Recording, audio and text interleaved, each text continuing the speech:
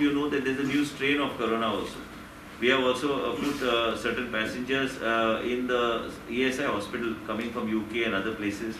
We have found that out of that passengers, that 966 passengers came, there were about 38 positive cases, and 976 passengers which came, UK travelers which were tested, were between 9th and 20th December. We found about 38 positive cases. UK travelers contact, 26 detected positive. 12 swabs are not yet received. And none of them are carrying the UK strain of virus as of now.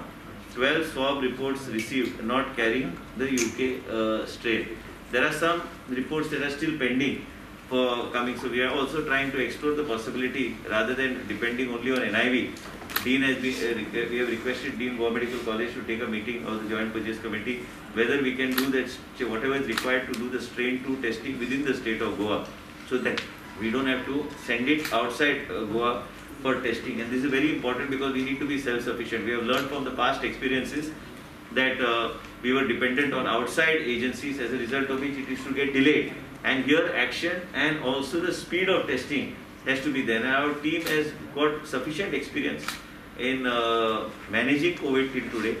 We have learned through COVID management and through the whole situation of the last 1 year as to how to manage, how to speed up, and what is to be done, and where we need to close the gaps.